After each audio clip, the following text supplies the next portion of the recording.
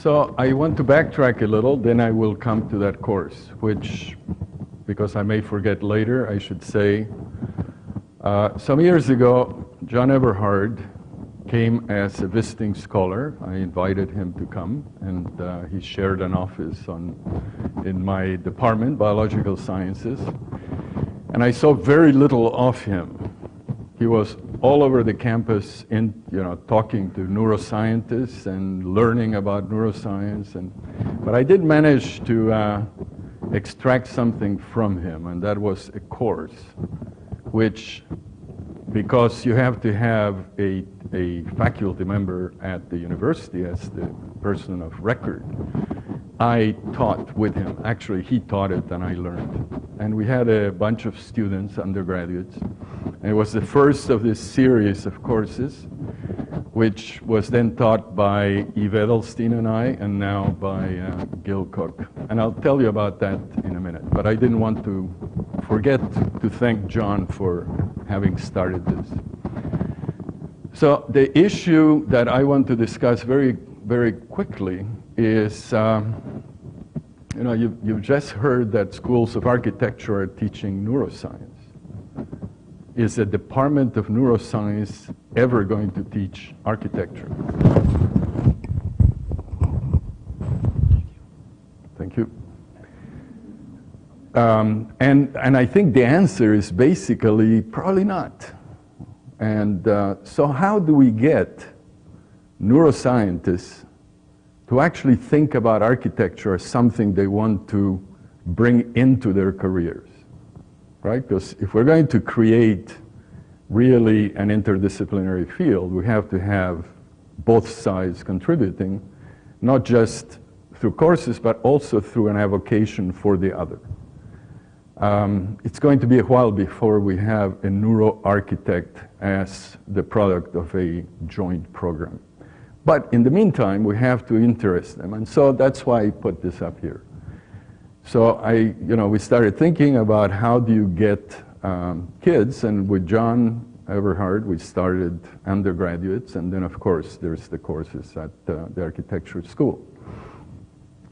So before I get to that course, I decided to start even younger kids. So this past spring, I went and gave a talk at La Jolla High School. And basically, I gave one of the lectures that we also gave to the undergrads at UCSD. So that's what I decided to talk about. And you can see that if I talked about these at the level that I would talk to you or even to the UCSD undergraduates, the kids would probably just tune off. And I must say, some of them tuned off anyway. But so I thought, well, let's give them something to chew on.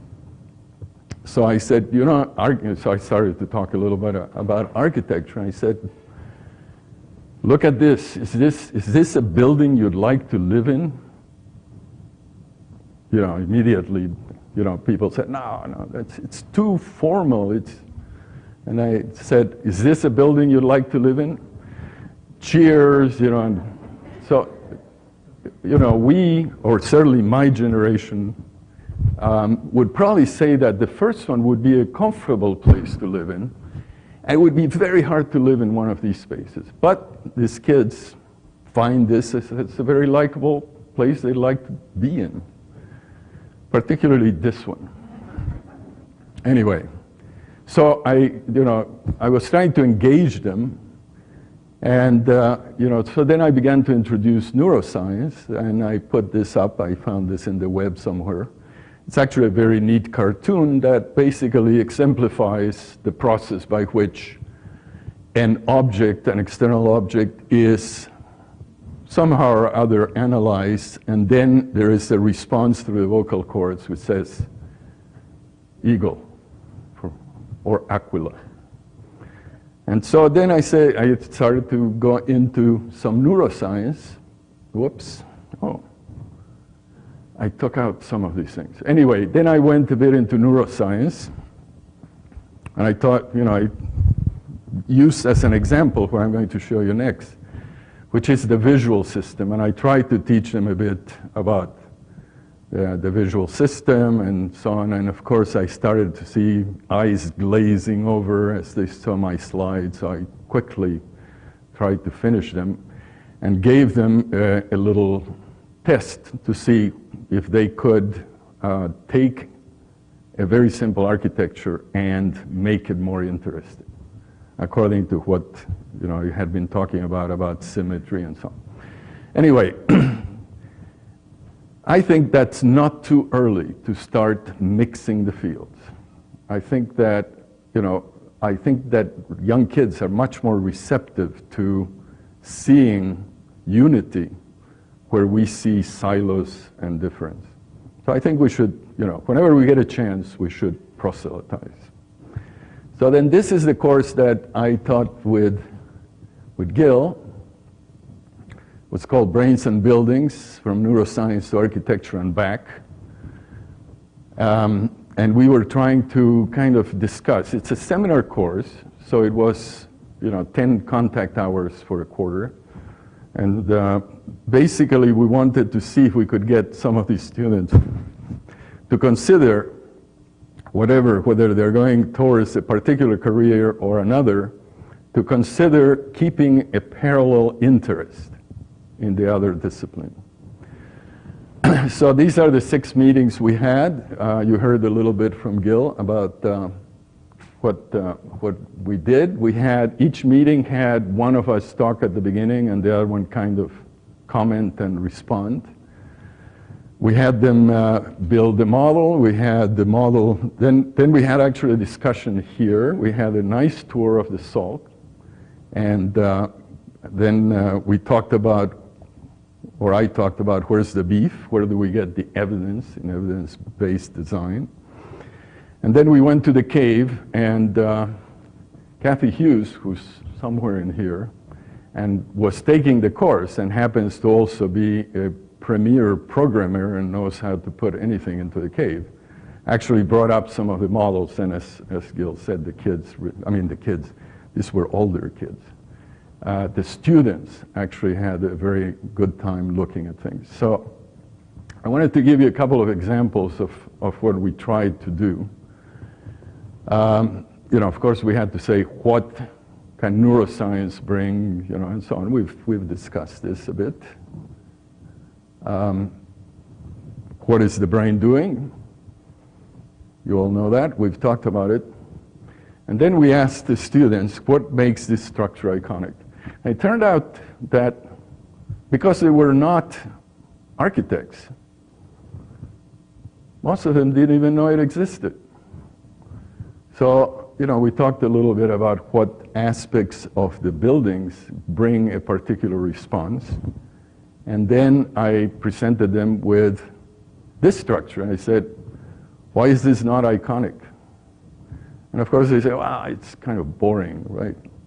And so we introduced some of the ideas by presenting them with what modifications in an architecture, whoops, I did it too fast. What changes you might make to that begin to make the building a little more interesting. So introducing a little symmetry and then a more subtle effect, just moving the door so it's on the same vertical. Anyway, so we talked a little bit about architecture. Then, of course, I had to introduce neuroscience. So I told him about how the eye creates information or filters information that gets to the brain. And what the eye is doing is sending a pointillistic kind of filtered image or set of two-dimensional information, which then the brain recreates into a continuous image. And then just to keep them interested in the fact that our brains do peculiar things with that information, we showed them some of these images. And what this represents basically, as you can see, is illusions. Things that are not there, your brain fills in. right? The information in terms of the objects is the same, but in this case you see a square, and in this case you see a triangle. It's not there. There is no triangle, right? But we fill in the lines. And it turns out that if you look at activity in the brain, and this is average for several subjects, these different objects evoke different activities in the brain. So by using illusions and saying, well, the architect creates illusions, is what you see there, what your brain is telling you that you're seeing there, what is there, or is it not? You can get both neuroscientists and architects interested in questions to explore. You saw this one earlier, right? And most of you have seen this before. But here is an image in which there are two images. And depending on what you focus on, you will see either a young woman or an older woman, right? So vision is confusing, and you have to extract features, and they depend on what it is that, that you, in this case, focus on. You've seen this before, the same pattern, until you realize that there is a sub-pattern there, is kind of confusing until you see that there's a Dalmatian there. Anyway, so the reason I'm belaboring this a bit is that I think we need to interest younger people, those who are not yet committed to be an architect or to be a neuroscientist, in thinking about how these two fields are actually connected to each other by the kinds of information that we try to extract through the visual system. I threw this in because, in fact, we're beginning to create artificial vision, and the images that we're going to be able to get from these prosthetics are very different from what a normal eye does see. And we're going to have to build structures that are perceived by people that have such prosthetics. Anyway, this is for fun. Many of you have seen this. Look at the dot for 10 seconds while I say a couple of other things.